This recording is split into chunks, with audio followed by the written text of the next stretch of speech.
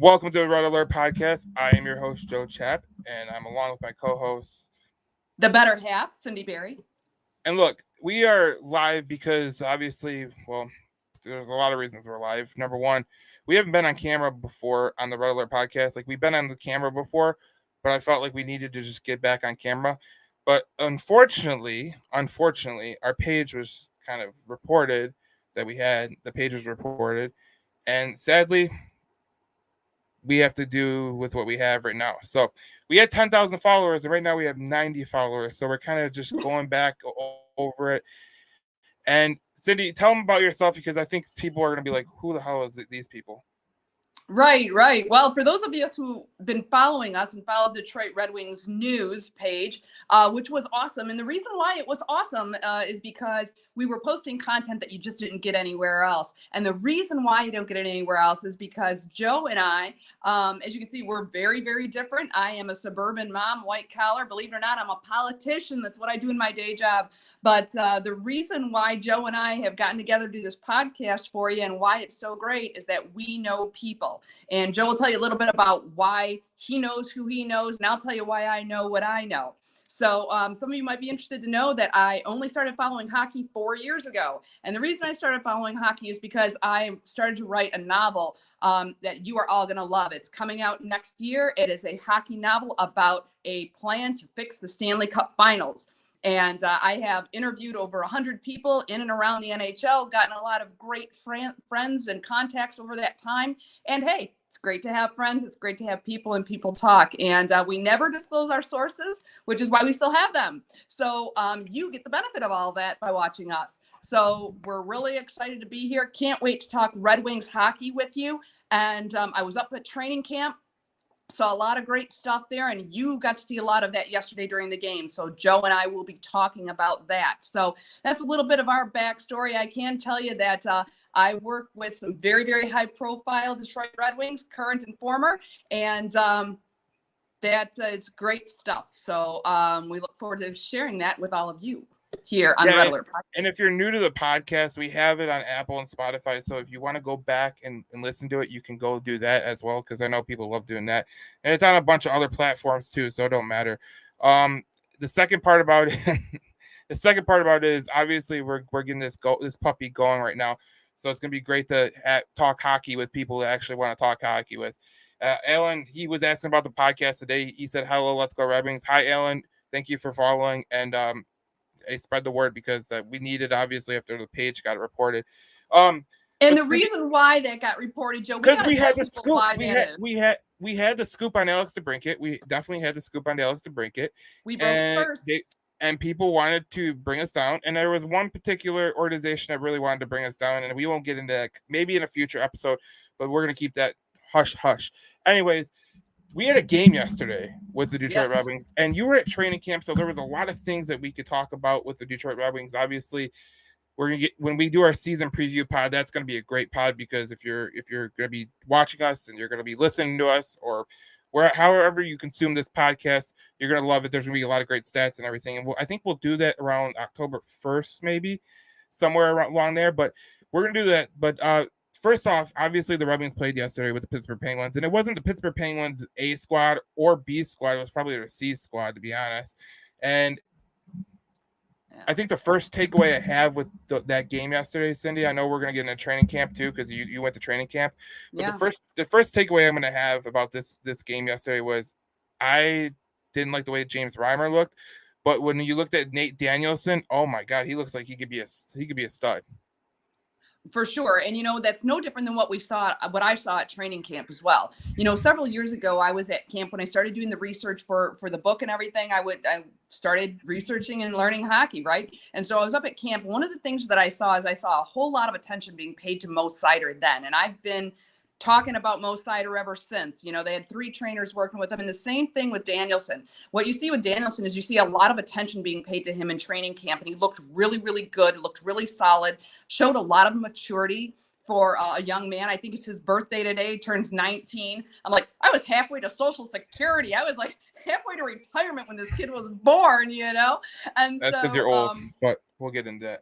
Yeah, but he looks great. He looks great. And so, but I did see the same thing that you saw with Reimer. I had the same concerns about him. I don't think the Red Wings have yet what they're going to need in net to really be contenders. You know, you can't put it all on Billy Husso, and he's got to have some help. And so, one of the people that I saw at training camp that they were spending quite a bit of time in net with, which I thought was interesting, was Hutchinson, which is not a name that a lot of people have probably heard or paid attention to. But I would say take a look and keep watching Hutchinson, because I think he's going to get some time. Probably start out in Grand Rapids is my guess, but would not surprise me if we saw him in a couple NHL games this season. Yeah, it's gonna be interesting because you named Hutchinson, and I think a lot of people named Hutchinson as well. Not really, but they say like maybe Hutchinson can make an outside shot to make it. But overall, like I think like if Hutch, because we have two Hutchinsons, which is so weird because I was doing the Lions podcast and I was talking about Hutchinson, so I called him Hutch just now. But it's just the way it is. I'm not really privy on our backup goalie situation right now. Like to be honest, like I like Alex Lyon as a goalie. But I don't think he's great. I like James Reimer as a goalie. I don't think he's great. Altogether, like last year, what we dealt with Billy Husso having to play a majority of the games because there was no backup goalie. That was it was taxing on Billy Husso. So I think that was a need that they try to address. Obviously, with getting Reimer and getting Lyon, they're trying to find one that could fit. And the way that Reimer played yesterday, and Alan, he put this out there. He said, Reimer was soft, but the power play was great. And I agree with him 100%. Like some of the goals that Reimer let in, like here's a background on me. I played goalie, so that's why it is. Now, I don't play goalie right now, but I did play goalie. And obviously, when you're a goalie, like the goals that he gave up yesterday, they were kind of soft. Like I wasn't really impressed with them. Obviously, it's the first game, so we're only getting to see like the first time out there. But it could have been a lot better. But man, I don't have faith in the backup goalie position. But if you look at if you look at the goalie position throughout the prospect pool, like Trey Augustine, who's going to be at Michigan State, there's some people that are saying that he might be better than Sebastian Cossa, which is a far-fetched kind of thing. But I mean, if you get a guy like Trey Augustine that could pan out, like these goalies, like I don't think what people understand about goalies is they're like quarterbacks in the NFL. Like, yeah, you could take one and think that he's going to be great, and then you take another guy like what the Redskins did a couple years ago, where they took Kirk Cousins and then they took Robert Griffin with the first round, and one worked out and one didn't work out. And that's usually the way goalies work too, because you're always drafting a goalie every couple years to try to see if you can hit something. You can hit gold or something. There's never really this goalie like Roberto Luongo in the first round that he goes in the top 10 and he's like an all NHL player. Yeah, I think that's going to be an ongoing challenge for the Red Wings. And I really don't I think that's one of the things that's going to hold them back from really being contenders. I mean, it might get them through the regular season and get them to squeak into the playoffs. But the problem is once you get into the playoffs, you really have to have reliable, solid goaltending, and you've got to have a plan in case somebody gets injured. So that is a concern, and I think that's a weak point. The good news, and you pointed this out, is one of the things we talked about last season was the fact that they had to get better on special teams. They had to do better on the power play. They brought in David Perron to try to help with that, and I think that he did to a certain extent. But he can't do it all either. And so one of the things that I thought was really encouraging that I saw yesterday is we did see much, much better work on the power play unit. So I thought that was something that is they obviously knew they had to fix. They worked on it, and I think we've seen some fruits of their labor there in terms of fixing the power play. So good news. Yeah, there. And I think when we look back on the game yesterday, like this was a score 4-3. The Pittsburgh Penguins, obviously they scored 3. 2 was on Reimer, 1 was on Jan Bednar, which is a guy that's going to be he's going to be a backup goalie with Grand Rapids. But I liked who scored. I like that Danielson scored. I like that Larkin scored. I like that Sider scored. I like that Rasmussen scored. But we were talking before the podcast, Cindy, about actually yesterday we were talking about it, about Gostisbehere. And Gostisbehere is a guy that I think that could be a legitimate weapon for this team, because when we talk about the Detroit Red Wings last year, one of the things that we always talked about last year ad nauseum about this team was they're not good on the power play. Yeah. And if Shane Gostisbehere and DeBrincat can help you be better on the power play, now we didn't even see Daniel Sprong. I think Daniel Sprong, me and you both have a good read on Daniel Sprong that he could be great in the power play too. So that's something that we're kind of looking at and going, okay, if they could be better in the power play, they can be a better team this year. Well, Sprong looked great in training camp. He really, really did. I mean, and the Ghost, I called you. I think I texted you from training camp, and I said, "Man, this guy's got a slap shot that's unbelievable." I mean, just there, man. Yeah, it was fantastic. I'm really excited to see him. I'm a little concerned that we only have him on a 1-year contract right now, so I hope Stevie does something in order to retain him, because I think that he could be a huge piece that could really help the Red Wings advance. So don't know what the long-term plan is there, but I like what I've seen so far. I would really love to see more of what Alex DeBrincat's going to bring. Larkin also, let's talk about Dylan Larkin. Dylan Larkin looked very, very good in training camp. And I thought he looked good yesterday too. I think he is going to have a really stellar year as well. He had a very good year last year. I think he's going to have an even better year this year. He looks a lot more serious this year than he has in the past. And I think that's because he knows, they're getting closer. They're getting closer. I think one of the things, part of the Yzer plan, and everyone wants to criticize the Yzer plan. Well, you know what? Do you know what the Yzer plan is? No, you don't. In fact, I'm willing to bet there's about half a dozen people in the entire world that actually know what the Yzer plan is. But I think you can see it developing. You see him putting together his veteran core with Kopp and DeBrincat and Larkin. And you see that kind of coming together. And then you've got his young core that's coming up as well. Don't have a whole lot of people in the middle, but that's okay, because if you have that veteran core that's going to move up in a couple of, or stay with us for a couple of years, and they're all on long-term contracts. So that's good too, his forward core with his veterans. And then he's going to start signing all of these guys to long-term contracts as they start to become free agents and things like that, and their contracts expire. And I'm talking about the guys like Raymond and Seider and Edmondson and Soderblom and Marco Kasper. He's going to be spending money on those guys, and that's his kind of his young core coming up. In a few years, those guys are going to be absolutely lethal, and he'll have his veteran core ready to go, and then he'll have those guys who are going to be absolutely deadly, because they'll have speed, strength, all the benefits of youth, and they will have the tutelage of those veterans that they've been playing with for several years. So I think that bodes very, very well for a very serious run here come, the 25-26 season. Yeah, I think that what Stevie Y is doing with this Red Wings team is, like, obviously we know that he's trying to get the prospects up here, like, at a considerable amount of time, but I like what he's doing with the prospects. Like, he's not rushing them. And I think that, like, a lot of times if you rush a prospect, it ends up bad. Like, with the Tigers, they rushed up Spencer Torkelson and Riley Green. And you thought about, like, because now people are pissed at Scott Harris, who is the Tigers general manager, because he's kind of taken the patient approach too. I always felt like in baseball and hockey, it's a similar path to the league. In NHL, you're developing, you're drafting, you're hoping that one of those guys clicks. In the MLB, you're doing the same thing. You got a development pool. You're trying to develop them.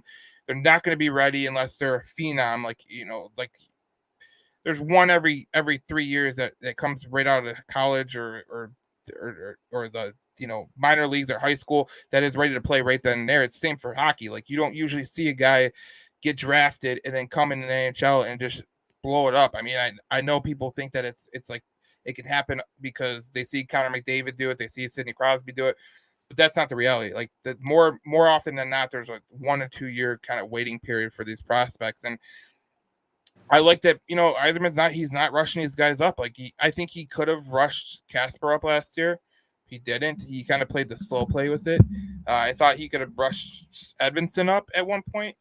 I think they put up Soderblom a little bit too early to the Red Wings, but they made the right decision to send him down. But ultimately, I think the Red Wings are doing a really good job of kind of like developing their prospects, making the on-ice product for the NHL team better with some veterans, some guys like Daniel Sprong, some guys like Gothisbehere, DeBrincat. They're making your team stronger. And then when you add these little pieces like Kasper, or you add a Cross Hannes, or you add a Amadeus Lombardi or Edmondson, I mean, at least they're coming to a lineup that has veterans, because I think a lot of people they gloss over the whole veteran angle, because I think they think that, like, veterans mean slow and whatever, but sometimes you need veterans in the room. I mean, I could tell you right now, doing a Lions podcast, one of the things that people were talking about with the Lions is, why didn't they draft Jalen Carter last year?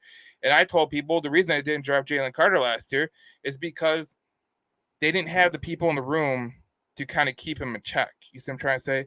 When you go to the Detroit Red Wings, when you go to the Detroit Red Wings, you got guys like Sherrod, and you got Larkin, and you got Andrew Kopp, guys that have been around the league for a while now. And I pair Larkin in with there because he's been in the league for a while, and that's what you need to do.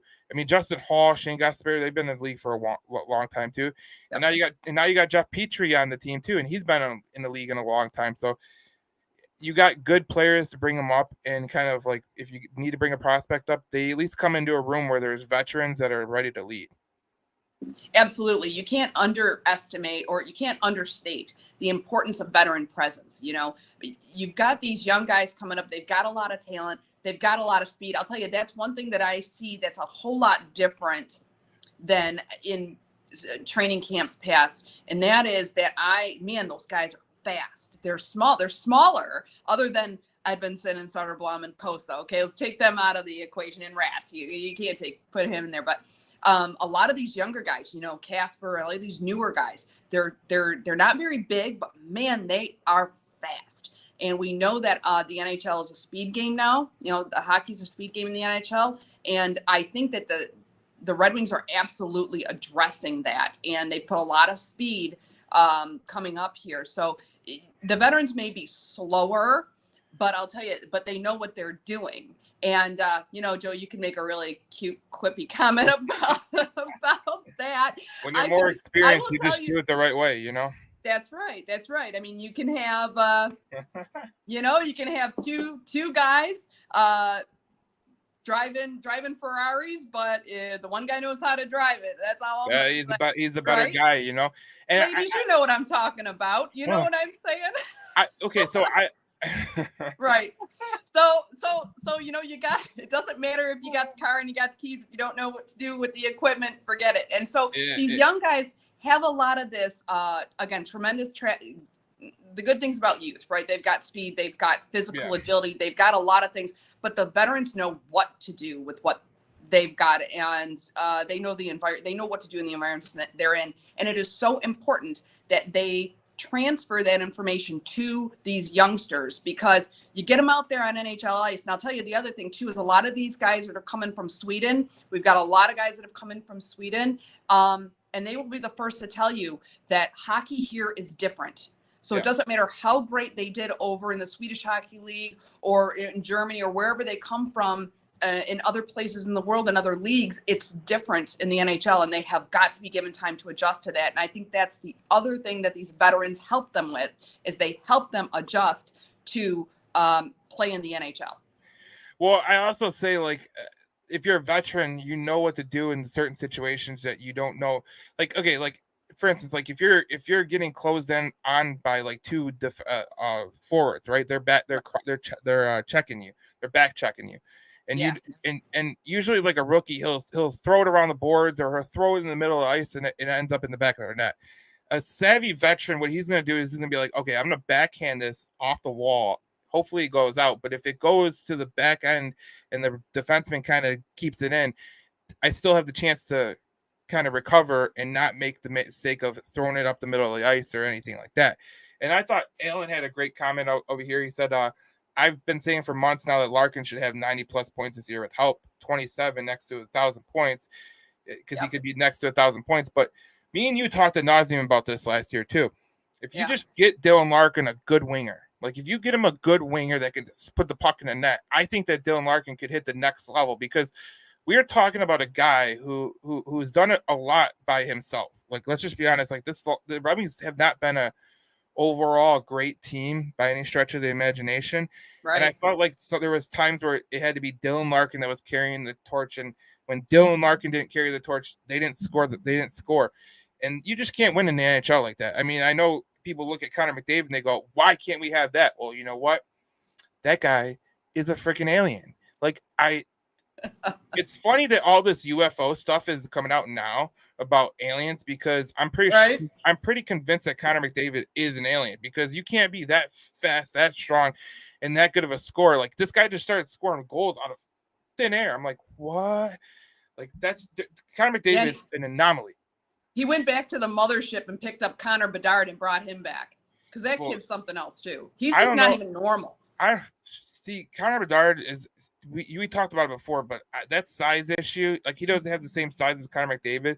Right. So I wonder if that's going to be an issue. Obviously, Connor Bedard is a fantastic player, but like I'm interested to see what he is this his rookie year because I feel like there's a lot of pressure on the kid for out the hop. Oh, And absolutely.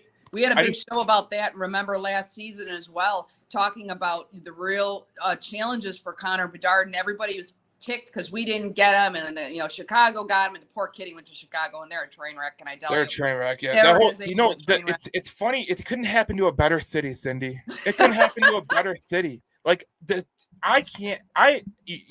The joy that has coming out of my face when I say that Chicago sports teams absolutely suck. The White Sox suck. The Bears suck. The Blackhawks suck. Like I'm so happy. Like I can't stand that city. Now move on. Really? You're kidding. Well, besides obvious reasons. You know what? Dominique Kubalik and I had this tremendous conversation last year at training camp about Green Bay, and we both hate Green Bay. So that's my thing. You know why I was glad to trade Kubalik? The reason I was glad to trade Kubalik is because he admitted to being a Bears fan. Get him the hell out of here. See ya. Go to He's Ottawa. Inherently flawed. We needed to let him go. No, hey, right when you told me that, you said you met him at training camp, and you were like, "Oh, he's a Bears fan." I'm like, "Screw him. He's not, he better score 50 goals, or I'm done." I don't and care. Then when we traded, then when we put him in the trade with DeBrincat, I was like, "Win." Oh, absolutely, absolutely. So, but anyway, I digress. One thing, good bars. We're digressing. So here's the thing: is that when you've got guys like Connor Bedard, the worries I have is that they're going to develop them too fast as well. I share that with you. And that's the one thing I think people were anxious to see Edvinsson and Soderblom and all of our guys up there. They're very anxious to see Marco Kasper. I really hope that Steve keeps them in Grand Rapids, at least for the first part of the season here, to let them kind of get oriented and things like that and develop a little bit more. I really do hope he does that, and I think that he will. And quite frankly, there is so much competition for roster spots this year with all of the acquisitions over the offseason that I'll tell you, if we're as good and as excited as people were about these young prospects and like Connor Bedard, I'm not sure they're going to see the Chicago Blackhawks are in a tough spot. They're in a very tough spot, and I'm glad we're not in that spot. They almost have to bring Connor Bedard in and bring him up on the roster this year because they got to sell tickets. Okay. They don't got anybody else, Cindy. They don't got anybody else. Those people are buying tickets to see Connor Bedard. But the sad thing is, just like you said, Joe, they develop them too fast and they might burn them out. It might be very, very bad. We don't have to do that. You know what I mean? We're not in a position where we have to bring any guys up. And with all of the acquisitions Steve's made, you're going to see a ton of great hockey out of the Detroit Red Wings just with what he's got. Now, the problem is that the division we're in is what makes it almost incredibly difficult. I'll say that. I won't say impossible, but incredibly difficult for us to make the postseason. And if we were in a different division, different conference, maybe, but not where we're at and not with what we got right now. I'll tell you, these guys, even as excited as I am and some good things that I saw from them, the other thing I saw, and I saw it last night's game too, is that none of these guys really had the opportunity to really play together. Everybody's really new. And so what you don't see is that connective tissue happening yet. You know what I'm saying? You don't see the glue yet. You don't see them. I mean, it's early. Okay. It's early yet. But I think what we're going to want to really look for is when does that happen? When do these guys start to really mesh? When do these units really, and these lines really start to work out and work together? The later in the season that happens, the less chance, obviously, we're going to have for the playoffs. And so I'm going to be looking for that just like everybody else right around Thanksgiving. I'm going to be looking to see how are these line combinations working out and how is the gelling happening. If we don't have it happening by then, it's going to be a long second half of that season after the All-Star break. Well, I always go back to the whole thing that Scotty Bowman said about like, where is your team at Thanksgiving? And then take a look at them and see where they are. that's kind of where I'm at with the Detroit Red Wings, because we know that like the division that they play in is very, very tough. It's a tough division. But I do see teams that I think that are going to fall back to the pack. I think Boston's going to fall back to the pack. I really do. I think they're losing Patrice Bergeron. I think that's going to be like a Nick Lidstrom type loss, because I don't think you can really magnify. I think a lot of people are over analyzing that the Boston Bruins are still going to be the Boston Bruins with Marchand and Pastrnak. But the things that Bergeron did as a centerman, you can't account for it. Like it's basically like when Bergeron retired, I was like, okay, that's a big loss, because when you look at Bergeron, he's one of the best players at the center position of all time, in my opinion. You know, a Selke winner, a guy that like he's just a captain material. I mean, we've seen Stevie Y with the Red Wings, and we said like, okay, he's a captain guy. Like Zetterberg, captain. Nick Lidstrom, captain. You know, Dylan Larkin, he displays similar concepts, but Patrice Bergeron, man, he was what a great player he was. What a great career he had in Boston. And like, I don't think people are analyzing it the way that like losing Bergeron is a huge loss. Well, I think, you know, and I said this at the end of last season, you know, another one of these I told you so's, right? I told everyone the Boston Bruins were not going to win the Stanley Cup. I said it from midseason forward. It's not going to happen. They were looking too much like the 97 Wings and, or excuse me, the 96 Wings, where they had a fantastic season and then nothing, you know, then they got knocked out in the first round. Same thing happened to Boston. You just can't keep up that pace. And they were relying they brought in pieces too late. They were relying on other things too long. And so I think, I don't know how far back in the pack they're going to fall. I don't disagree with you about Patrice Bergeron. I think that's a valid point to make. But I think, to be honest with you, they were kind of on downward trajectory to start with. I think a lot of the wind got taken out of their sails with their postseason performance. Yeah, and I think they kind of shot their load. You know what I mean? I mean, they loaded up, shot their load, and it just didn't happen. I don't. They did last season, and I don't think they brought anything into this season from that. So what you're saying is it's premature elimination. Yeah, you could say that. No, I just think that like when you lose Patrice Bergeron, that's a huge loss. I don't care how you want to slice it. Like you lose that, it's a pretty big loss. But when I look at this Red Wings team, I just think that there's a lot of more talent than there was last year. I think that there's a lot more talent overall in this division. One thing I look at with Buffalo and Ottawa is I don't like their goaltending situation. Matter of fact, with Buffalo, Ottawa, and Detroit, I don't like their goaltending situations. So this is a total hodgepodge of like who's going to have the least effed up goalie positions, because when I look at these goalies, I'm like, oh boy, no depth at all, and like someone's going to have to be better than they were last year, and it's going to be like, okay, well, who is going to be better? And I look at Ottawa and I go, all right, they added Tarasenko. Is he some great player that's going to be better than DeBrincat? I don't think so. Like Tarasenko kind of takes off games. Like if we're being honest, he's kind of like the Anthony Mantha type. That's why I was totally against signing him in the offseason. I know people wanted to sign him, but I was like, no, I'm not with it. I don't think it's what Stevie Y wants either, with his young core coming up and seeing a guy like that kind of like take it kind of slow. But yeah, I just think that this team is way better than they were last year. So looking at Boston, like I just think that they have issues that like I don't think people really account for the issues that they're about to have. Yeah, I think we've got some opportunity. I just don't see it yet that we're going to have enough to get us there. Not yet. But what I can absolutely see is by the way. What's that? People love their comment, by the way. Oh, good. Yeah, I don't think they've got it yet. I think they're going to get there. I think what Steve is putting together, he's putting together a tremendous mentorship program. That's what I see Steve putting together. From someone who's kind of done that, been there, done that. I see Steve doing that. He's got these tremendous mentors that are coming on.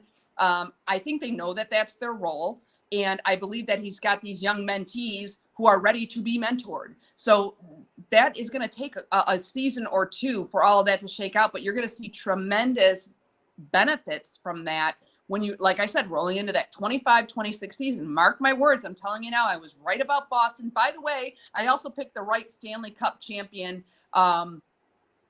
the year before that. I picked the correct. It was what, the Knights when I picked them, and then whoever it was the year before that. So I picked the right ones, and I just have learned a lot from all of my friends in hockey, and just from hearing them so much. I'm just telling you right now, watch for the Wings in 25-26 and in 26-27. I would almost go on the record right now and say we're going to be in the Stanley Cup Finals 26-27. I had to look it up because it was in one of our groups that we have, but my cousin commented. He says we need a Darren McCarty kind of player to be the Rebel. One of these guys? You're friends with you're friends with Darren. So I mean, yeah. Who do you think on this current team, or maybe in the prospect pool, could be that guy that kind of like gels this team together? Because if I'm looking at the prospect pool, the one guy I can there's a guy on the roster that I think that can really be that kind of guy. And I know you kind of didn't think he was all that, but Klim Kostin. I feel Clean. like this. He wants to be known as Clean, I heard. Whatever he wants to be known as, Clean, Clown, whatever. Clean Kostin. Whatever he wants to be known as, that's what he's going to be known as. But like Kostin, I think could be a legitimate, like he's going to be a tough player to play against with the Red Wings. And I think that when you have Kostin in the lineup, I think that he's going to be a guy that, like, when he's in the lineup, him and Rasmussen, those are two guys that I think that when people, last year when they played Ottawa, the Red Wings played Ottawa, those two back-to-backs. Remember we were talking about those games where they just got destroyed? Yeah. And we were talking about the physicality, how they're missing that. And they obviously missed Rasmussen in that game because Rasmussen got hurt the game before. But, like, I look at Rasmussen, I look at Kostin as guys on the current roster. Mm-hmm. And if we're talking about a guy in the prospect pool that could potentially be it, like, I would like to see it, but I don't think he's that kind of player. Is Soderblom. I'd like to see it because he is a big dude. All you hear from people that were at camp that Soderblom's kind of soft. He is. He's like a big marshmallow. He's a big marshmallow, but he's a kid. Okay, he's a kid. And again, another guy who came from overseas. They play a different kind of hockey over there. They play a little more sophisticated hockey. They're not real physical over there. So that's not where he comes from. So I would say, no, he's not that guy. Now, interesting. Two things you talked about, two players that I was hoping you would, because we need to talk about him. One is Klim Kostin. And what I saw from him in training camp is I saw him put Berggren in a headlock. And let me tell you, he didn't let go of him soon. So I don't know if he was trying to get that youngster accustomed to that type of treatment, or if he's just I hate to say it, just a dick. I mean, I don't know. I don't know which one it is. See, we can say that here because we're not on any broadcast that the FCC is watching. But I don't care about that. Yeah, anyways. I don't know what his story was. Okay, but man, I saw attitude, and maybe I can say, yeah, maybe you can like the attitude. Maybe you need that to be that kind of a guy. I don't know, but I didn't like him picking on Bergie that way, and I was kind of like, dude, let the guy go. I mean, I don't know. I feel like the Red Wings need a guy like that. That's just gonna be like he takes Brady Tkachuk and just says, you know what, dude, just like, I'm gonna put you in a headlock and I'm about to squeeze the lights out of you. And like I'm all for it because like we needed that last year. We didn't have that last year. We got pushed around in games. I think that people use the physicality as a way to exploit the Red Wings, because I think when you got the Red Wings, you started being physical with them. I think that you kind of took them off their game. Like I think the Red Wings started to make some plays that they were not accustomed to doing. And when you have like a guy like Kostin that's going to come on there and be like, no, you're not going to do that right now. Yeah. You're going to get your ass whooped. And then Rasmussen, that's a guy you want to talk about. I want to talk about. Yeah. I love Rasmussen. I think that Rasmussen is one of the most underrated players on the Red Wings right now, because when you talk about Rasmussen, people talk about where he was drafted. I don't care. I don't care where he was drafted. The fact of the matter is he didn't live up to his draft, like where he was drafted, but he's still a good player. He's still a useful player with a team that's going to be on the cusp, like if a playoff spot. And that's a guy you need because he's gritty, he's tough. And I talk about on the Lions podcast. I do the Detroit Lions News podcast. Go find it where Apple and Spotify. I talk about it on the Lions podcast. Like what Dan Campbell wants is grit, grind, like grind them down. And I feel like Rasmussen is like that Dan Campbell type player. And I know Coach Alon was at Lions training camp and he was talking to Dan Campbell. I'm pretty sure that they were talking about Moose because Moose would fit in as a good even Coach Alon was interviewed on 97 on the Ticket. Yeah. And they were saying like what player on your roster would be a good player in football, and he said Moose and Mo Sider, and I was like, I'll take either one of them, to be honest, because they both have a mean streak to them and they're both physicality. So I love Mo. You mentioned Mo Sider. Mo Sider is my guy. I watch him all the time. I've been watching him for several years since he first came up. He is the man. But let's talk about Big Ras, okay? Now, what's interesting about Michael Rasmussen is that I didn't really know too much about him, but interestingly enough, 3 years ago, I tagged him in some of my information the notes that I was taking, and I marked down some interesting characteristics about him. And I was also at the game, his first game that he dressed for, and his parents were there. He comes from Western Canada, and his parents were there, and we're so excited. And there were the only Rasmussen jerseys you saw in that whole place were his parents, and now you see a lot of people with Rasmussen jerseys. And the reason for that is because Raz is a big guy. We were excited about that. He was one of the first guys we got on our team that had any kind of size. But one of the criticisms of him in the early days was that he didn't use that size. He wasn't being physical enough. And I think he's adjusted his play, and he's not afraid to mix it up. In fact, he's like, hey, I'm going to use the size to my advantage now. But in addition to that, he actually brings with it really, really great hockey IQ. People, you say he's underestimated. When we talk about how smart this player is or that player is and what their hockey IQ is and all this kind of stuff, do not underestimate Michael Rasmussen's hockey IQ. That guy seems to be everywhere he needs to be when he needs to be there. And that's because I feel like he knows those plays better than most. And he just has an intuitive hockey sense that I think is underestimated with him. So I'm looking for, and we saw it last season, what a big hole that caused when he wasn't there. It's interesting. It's not so much what you notice when guys are there, but what do you notice when they're not there? And one of the people that you noticed a huge, huge difference when he isn't there is Michael Rasmussen. So I'm looking for him to make a huge contribution to the Wings this year, and I'm expecting him to have a breakout year along with Larkin having a banner year for himself. Yeah, I think when you look at yesterday's game, I'll rehash this again, but Michael Rasmussen was the first star of the game, which was interesting because obviously he has just scored that one goal. But when you look at Rasmussen, like you were talking about it just now, and I want to hit on that really quick. You were talking about how like when Rasmussen went out, you noticed a difference in the team, and I couldn't agree with you more. Like I feel like a lot of people when they were talking about Rasmussen, they were like, okay, he didn't live up to the hype, blah blah blah blah blah. But the reality of the situation is when you seen Rasmussen leave the team, it just felt like the wheels came off. It really did. Like when they went to Ottawa and they got shelled by Ottawa, and they didn't have that guy. Now I would almost say this, Cindy. Someone brought it up to me. I play hockey with him. His name is Tran, and he brought up the. Did you say Tran? Yeah, his name is Tran. Okay. Yeah, his name is cool. Tran. I didn't know if you said Tran. I wasn't sure if you were being politically correct. He's a very, very, he's a conservative person, so he's very, very conservative. My kind of guy. Yeah, your kind of guy. Anyways, he was saying, if you really wanted to make a good first line, think about this. You put Rasmussen, Larkin, and DeBrincat, because obviously Larkin's going to have that protection of Rasmussen. Right. And then on the second line, you could put Raymond, Sprong, maybe Comper, whatever you want to do.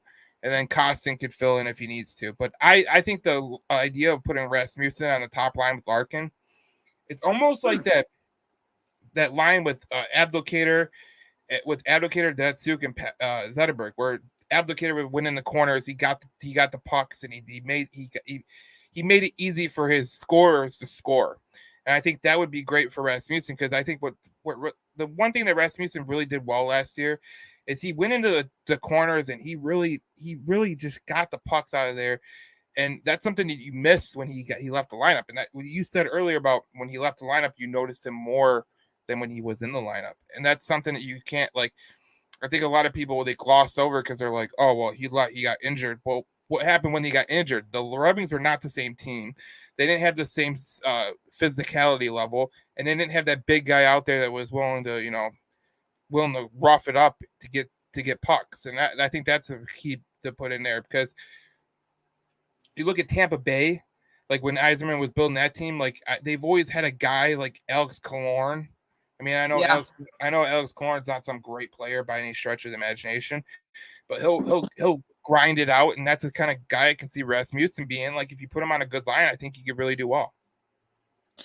I never thought about that. I never thought about him as a top line guy, but he certainly has the potential for it, and he certainly has something to contribute to a top line. So your buddy Tran might have something there. I'm gonna have to give that some more thought, because I just never really thought of him on that line. I think naturally you think of Lucas Raymond on that line. You think of maybe maybe a cop or something like that. I mean, you're thinking about other people on that top line. You don't think about Ras, because he's been on second, third. He's been in those depth positions for a long time, ever since he's come up. So that might be an interesting line. We'll see if Newsy Lalonde takes some of if he's watching the podcast and decides to give it a shot here during this during the preseason of throwing him up there on that top line. That's an interesting concept. So I think it's going to be, here's what I think is a really, really good news, is that we have a lot more pieces this year to choose from to be able to put together meaningful line combinations in the forward group. I think the forward group has gotten so much stronger, and I think that's where we've really seen the progress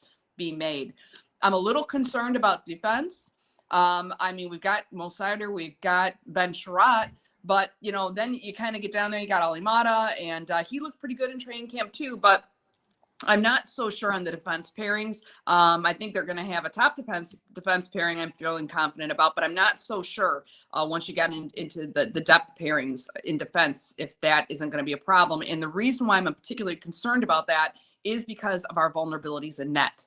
So you have vulnerabilities in net, and if you have vulnerabilities inside your defense, I'm a little worried about that, because as I said last year, it doesn't matter if you got forwards that are scoring 6 goals if your opponents are scoring 7, right? It doesn't make any difference, and you're going to wear your guys out if you're having them have to have that kind of pressure in high scoring games and things like that. So I know high scoring games are exciting to watch, but as far as kind of the health of the team and the prospects for moving into the postseason, I would rather see low scoring games personally. Yeah, you'd like to see high scoring games on your team's side, but when you got a high scoring game back and forth, it usually tells one thing, that usually the defense is not doing their job. But I think a lot of things. I think the defensive core could be better, in my opinion, because I think you add a guy like Jeff Petrie back there, he's going to be stability back there. I know people don't like Justin Hall because they watch him at Toronto, but the reality of this, Toronto has always had a whipping boy. Like, that's just the way. And there was a comment from Verna and Dan Trudell. They said we will win the cup before the Leafs. That's for sure. And I agree with that one. So the Maple Leafs they've always had a whipping boy, right? Yeah. Always a whipping boy. And one of the whipping boys that they did have that ended up coming to the Red Wings was Larry Murphy. And Larry Murphy worked out pretty damn well for the Detroit Red Wings. So I'm not saying he's going to be Larry Murphy, because I don't want to say that, because that's a Hall of Fame player and he's a really great guy. But the reality of the situation is, like, if you have a guy like Justin Hall, like, maybe there is so much pressure put on him. Maybe that situation was just a bad situation for him. You see it all the time in sports where a guy goes through a situation where it doesn't match his caliber of play and he's put in the wrong position to succeed. I like what Newsy Lalonde does. And I thought it was interesting because when he was out of the playoffs, when the Lalonde was, obviously he didn't make the playoffs, but he was doing CBC coverage for the hockey playoffs. And one of the things he said was I thought was interesting, and I went back and I watched it, and I was like, he was right on that. So he was talking about Justin Hall, how he was always being asked to pinch in on the offense, and he said that that's why he's getting caught up ice. Well, now Justin Hall is on his team, and he can make sure that doesn't happen. So that's what I'm talking about. When you're in a situation that is it doesn't really fit you, sometimes you can find yourself in a bad spot, and it doesn't fit you at all.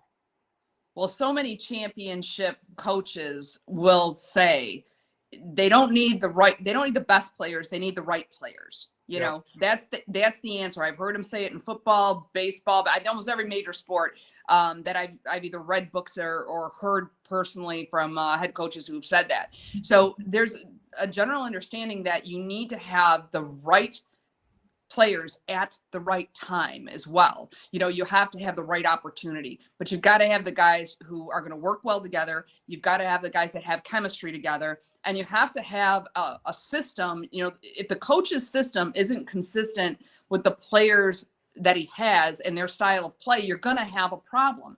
And, you know, one of the the winningest coach in NHL history, and our favorite, you know, one of our favorites, you know, Scotty Bowman, he learned that with the Russian Five.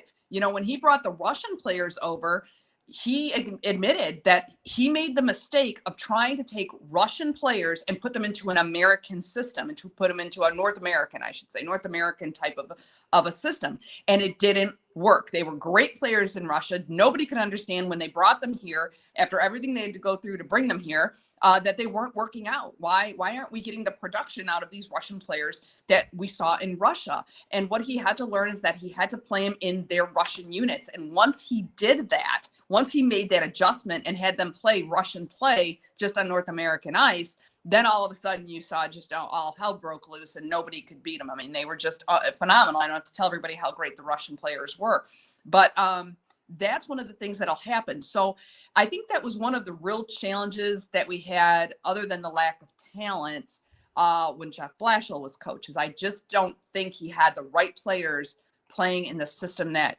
he was trying to put out there. And I will tell you, training camp's entirely different than it was under Blashill as well.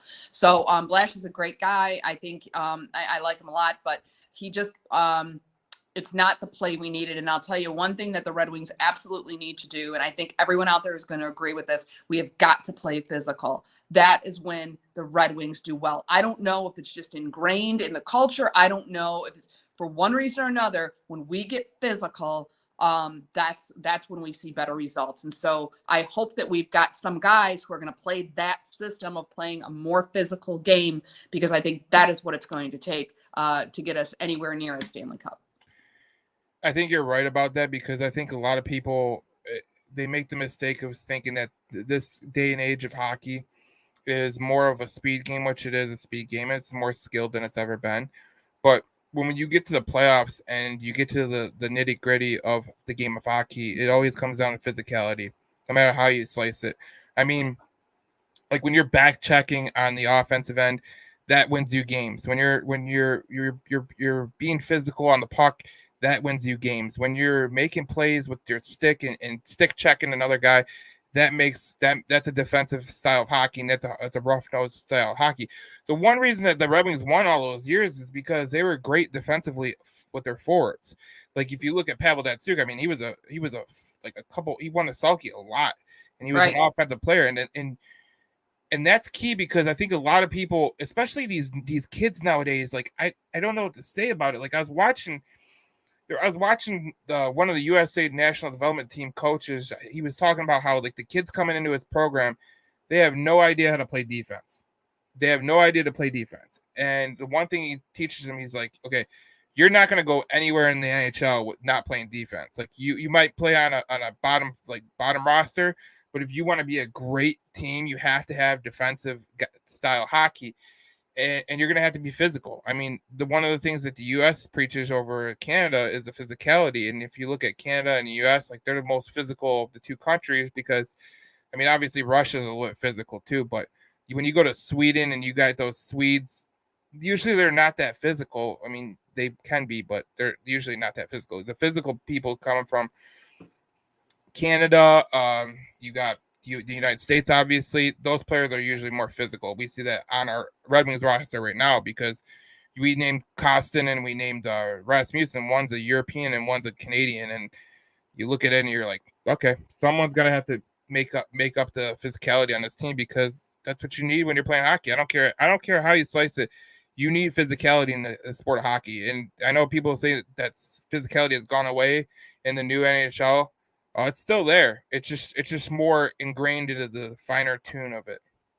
Well, you know, it's interesting because one of the things you asked me about was what, you know, earlier, this was pre-show or whatever, and we were talking about what are your biggest concerns? You know, what are my biggest concerns?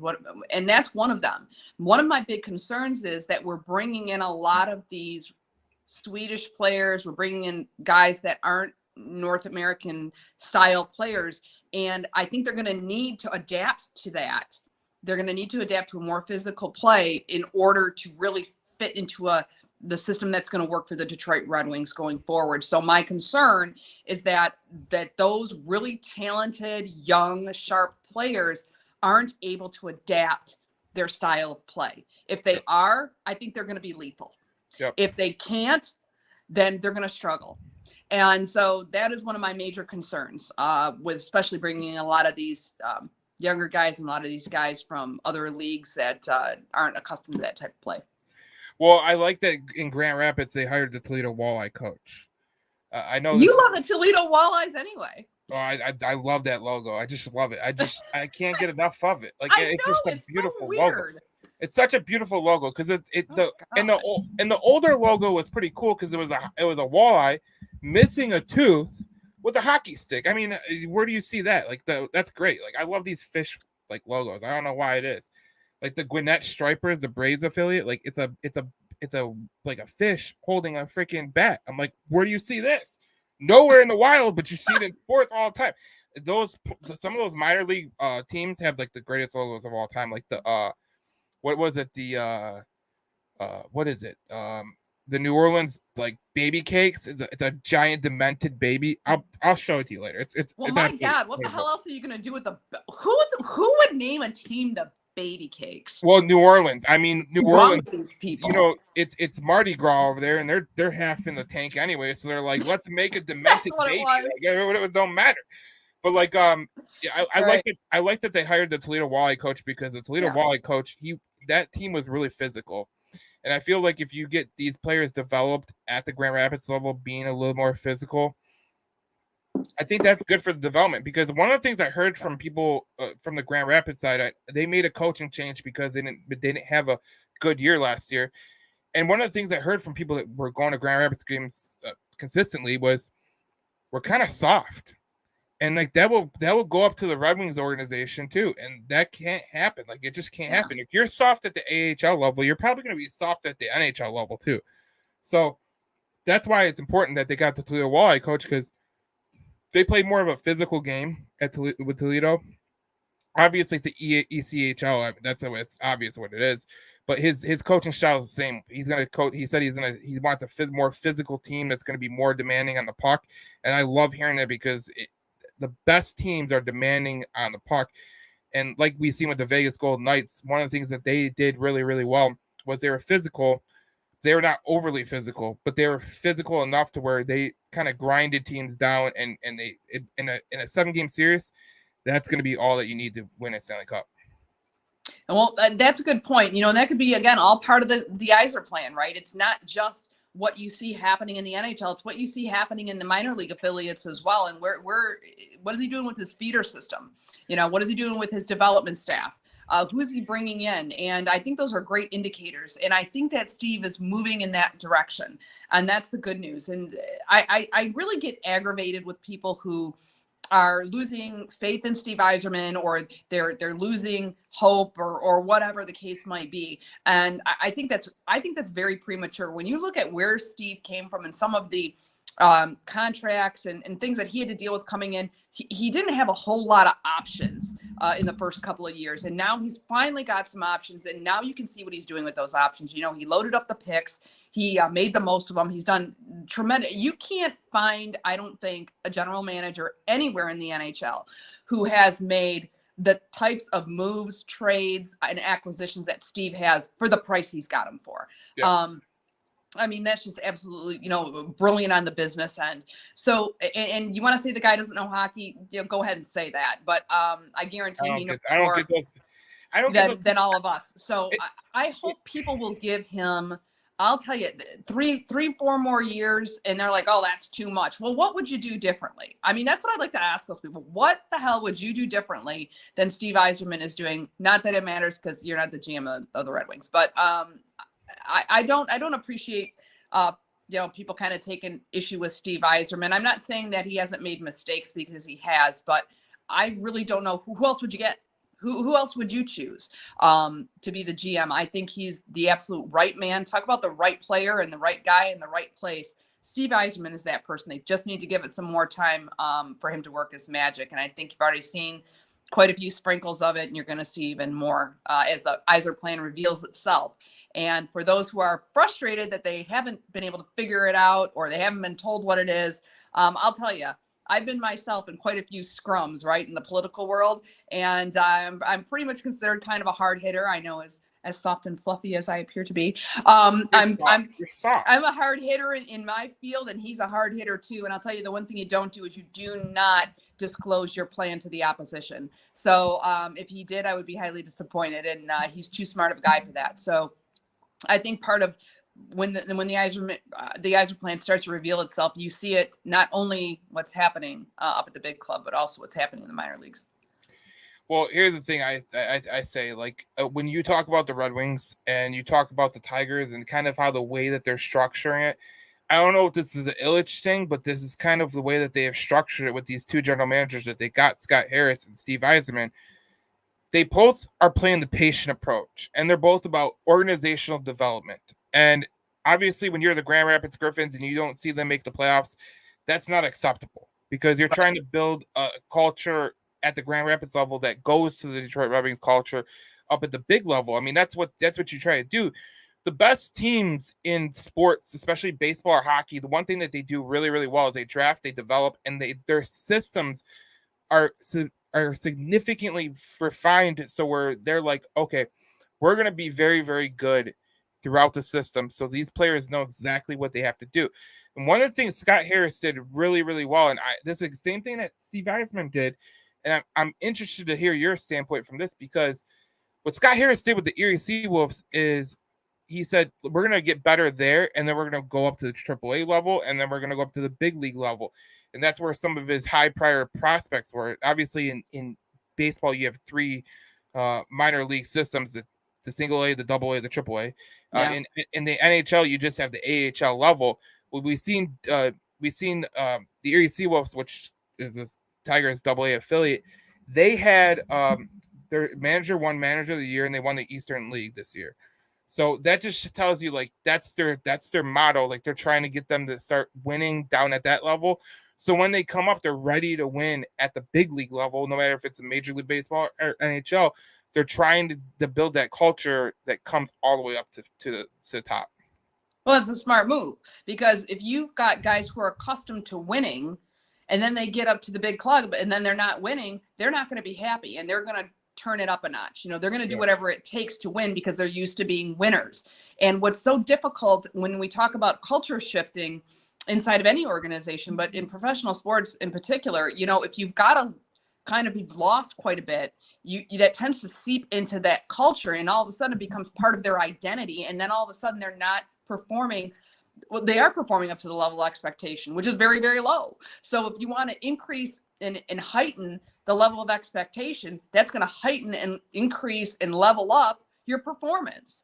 But you've got to get them believing it. You got to get them believing it. So if you're bringing up players through the ranks who already believe in themselves as champions, already believe in themselves as winners, they're going to have that same mindset coming onto NHL ice, and they're going to perform to that level of expectation for themselves. So I think it's a smart move. It's, the psychology, we don't talk about too much about the psychology of the game, but it's huge.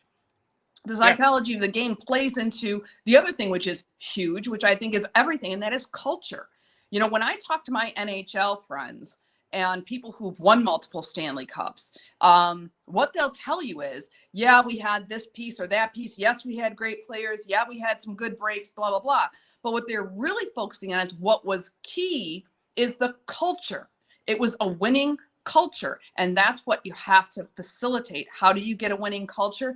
By changing the psychology. So it's really, really important that, and I've said this from the beginning as well, the Wings of 3 years ago, it didn't matter who they were playing. They had already defeated in their head.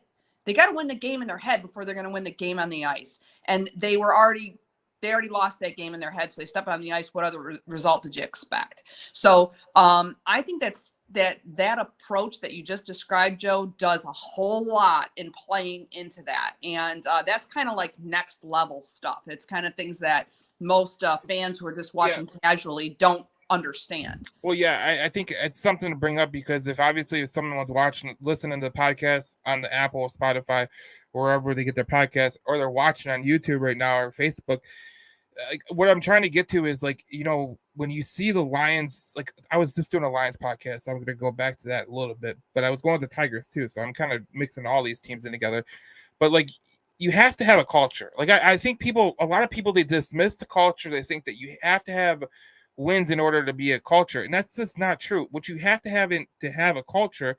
And Cindy's been at the highest level of politics. She's been at the highest level of politics and she's done great things throughout her life. And she could tell you, like, if you don't have a culture in a business or you don't have a culture in like a political environment, like if the culture is not right, like if the culture is me, you're going to have a lot of bad things happen because you can't do it alone. Like that's just not the way it was structured. Same thing with hockey, like hockey, football, basketball, baseball. It's the same thing. Like you need players in the locker room that are going to install the culture of what they want the team to be. I always harken back to the Philadelphia Eagles, right? They drafted Jalen Carter, which was the guy that the Lions wanted. But right. I always harken back to the Eagles culture. They got guys in that locker room who have been pros forever. We talk about like Fletcher Cox, Brandon Graham, Jason Kels. We talk about Lane Johnson. Like when you go into the Eagles locker room, you are expected, number one, to be a pro. Not be a kid, be a pro. And I think that's what a lot of teams miss because like if you look at the Toronto Maple Leafs, like I don't think they have that culture identified in their system. I really don't. Because if they had that culture identified, as good as John Tavares is, as good as Austin Matthews is, I mean, the Maple Leafs are one of the most talented teams in the NHL, in my opinion. Yeah. And they just can never get it together. And there's a reason that they can't get it together. It's because they don't have a culture. They don't have the stability. Maybe the coaching is wrong. I don't know what's going on, but like you have to look at everything. And if you're the general manager, which they lost their general manager, Kyle Dubas, because he got fired. Yeah. If you're the general manager, you got to look at everything in totality and think, okay, if this is going wrong, how do I fix it, going forward? Absolutely. And I think that Steve's done that. And I can even see with a lot of the moves that he's made, it's a matter of putting that he has to find the talent that is also going to buy in to the culture that he's building. So he's very selective in who he's choosing. And he's also that way when he makes choices in the draft. Okay. So I know a lot of people were very upset and concerned. I wasn't happy about the fact that we picked as low as we did down in the draft, but that's okay because Steve Yzerman, he had his list. He had his list already set to go. And I don't think any of the guys that went in the top 8 before he chose Danielson, I don't think any of those guys were probably on his list in all likelihood, because Steve tends to find kind of the needles in the haystacks, that he's looking for. So he knows something. He looks for very specific things. And I think that it has a lot to do with, is this prospect or is this free agent or whatever, if I bring them in, do they have the talent that we can develop? And if they don't have the talent right off the hop, can it be developed? But more importantly, are they going to buy into our culture? I really think that's a bigger question for him, because if they've got a bad attitude, they don't care how much talent they got. If you got someone with bad attitude, they're a poison. They're toxic. Trust me. I've been in many organizations, and like you alluded to some of them, Joe, I've worked presidential campaigns, candidates and all that stuff at the highest levels. And I can tell you that I have seen a toxic attitude bring down some of the most well-funded and some of the most well-organized or if you will, some of the best statted teams get brought down by one toxic element because it spreads throughout and it just affects everyone else. So it is so important. And I think Steve is incredibly aware of that. And those are the things that we don't see on the ice. Those are the things that we see behind the scenes. And so that's why I was a little concerned about Kostin when I saw him. I'm like, all right, is he going to be a toxic element? But hey, then I thought maybe he's just serving a purpose there. Maybe he's trying to get some of these guys toughened up a little bit. Well, practice makes perfect, and you want to toughen these guys up. I thought Berggren could have been a little bit more tougher last year. I thought that he didn't want to go in the gritty areas and kind of make things happen. I think when you look at Dylan Larkin, and you can even look at Lucas Raymond, like Lucas Raymond, for as small stature as he is, he's not a big dude. One thing I could say about Lucas Raymond that absolutely identifies with what Stevie Y is trying to do is Lucas Raymond likes to mix it up a little bit, and you see with Mo Sider, but ultimately, like you look at that back end, the defensive back end, he's building a defense that is tall as hell. Like these guys are tall in the back end. Like you got Morris Sider, you got Simon Edvinson, you got William Wallander. Like, I mean, name a short person on the D line. I mean, the defensive end. You can't tell me one. Like, there's no guy that's small, and I think that's exactly what he did in Tampa Bay. He built a bigger, defensive, defenseman pair where they had guys in the back that they could just they're kind of clogging up the ice, and I think that's what Tampa Bay did really, really well, and I think that's what he's doing here in Detroit. Well, I think that could very well be part of his long-term vision for how they're going to put together the Stanley Cup champion that is coming. I believe you're seeing a Stanley Cup champion in waiting, and that's why I think where we may not be a playoff team this year, but there's reason to watch, because I think you're seeing quite a few of these guys on the ice now are going to be on the Stanley Cup here with the Red Wings in the next 3-4 seasons. So good reasons to watch. The only thing I'm kind of concerned about is that people start to lose faith in what's coming. You know what I mean? You got to kind of hang in there. And because I truly believe Steve Yzerman is building a dynasty, he's building the next dynasty. But the other thing, when we're talking about concerns, is I think people have to understand, don't be looking for the 97-98 Wings, or you know what I mean? Don't be looking for that team. They are not trying to recreate it. They're not saying, well, who's his Sergei Fedorov, who's his Konstantinov, who is his Steve Yzerman, who is, that's not what they're doing. Don't look for a recreation of that. You're going to look for something that makes sense for the current hockey environment. You got to remember that was also pre-salary cap era as well. You're not going to have that now. So it's going to look different. Don't expect to look for that Red Wing team that you're familiar with. You're going to see something brand new, but it's going to be equally effective. Yeah, I like what you're saying there, because I think a lot of people, they have this false anomaly that that's the way the Stanley Cup champion is built, and that's just farther from reality than it is. I mean, that team that was 97, 98, 2002, those were some of the best teams in Red Wings history. So yeah, it's a good team. They have a lot of talent. So I mean, I think this team is going to be a lot better than a lot of people think. And I know you don't think they're going to make the playoffs, but I think when we get into our season preview, maybe I can coax you in on that. Maybe. We'll see if you can convince me. Let's see if we see a little more Dan Campbell in this Detroit Red Wing team. If we see Newsy starting to bite kneecaps and stuff, then I think we got a shot, Well, if Newsy comes out and his traps look as big as Dan Campbell, I mean, we're going to have a freaking problem, because, I mean, you imagine that. No kidding. I mean, it's like who do you want to fight, Dan Campbell or the team? I'll take the team. Right. Well, the cool thing about Dan Campbell is, if somebody gets hurt, he can just go in for him. You know what I mean? Pretty much. Pretty much. It's fun though. It's funny though, because I love that Newsy was at Lions camp and he wants Dan Campbell to talk to the Red Wings, because I got a feeling when Dan Campbell talks to Red Wings, he's gonna be like, you just gotta take their skin off and bite their kneecap. And it's like, oh, great. Let's go. I mean, hockey is hockey and football, they have parallels to each other. I mean, it's all about physicality. It's all about being tough. It's all about being physical. And I know a lot of people don't think about the new age hockey being physical, but it's absolutely physical. It's just in different forms of it. And obviously we've seen the new NFL, which is like the NFL we see now. It's a little bit less physical. You can't do some things that you used to do back in the day, and that's for safety reasons. So I think the Red Wings are on a good track. And I think what we talked about early in this podcast about how the way that they're building at the AHL level and building it up with the new hire of, I forget the guy's name, but he was the Walleye coach. I think that they're building a team that's going to be competitive for the long term. And I think that's what you want out of a general manager, because we seen it before with the Tigers where they weren't thinking long-term. They were thinking more short-term, and it ended up costing them. And that's why their Tigers have been in this perpetual rebuild. up until Scott Harris got here, where he's going to have to build up the farm system, and that way they can be a continued success.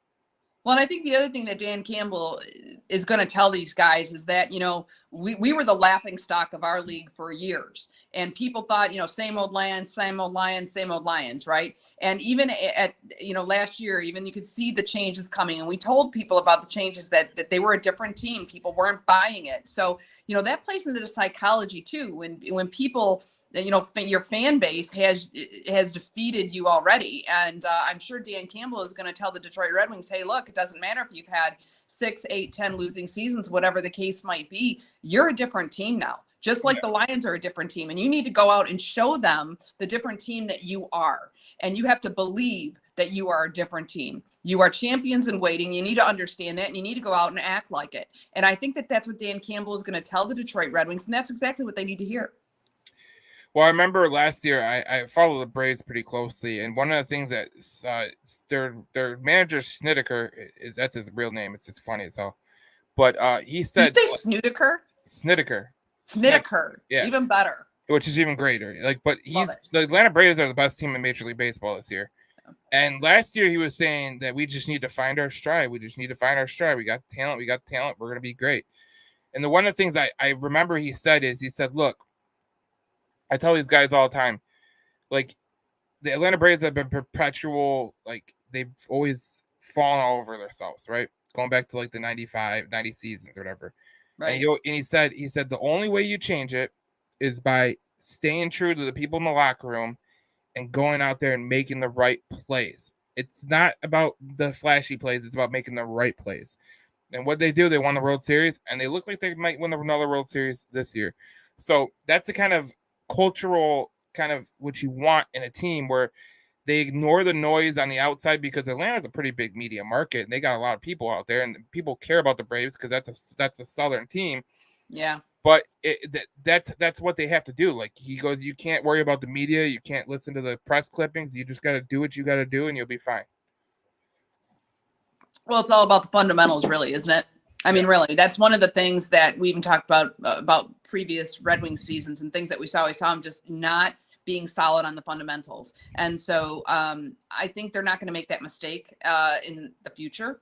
I think we're going to see them staying to those fundamentals. I think we're going to see them playing very solid hockey. It's whenever they get, off that just real kind of solid fundamental stuff that they tend to find themselves in difficult waters. So as long as they do that, stick to the fundamentals and just keep following the Yzerplan, listen to what news he's got to tell them, and listen to these veterans that they brought in.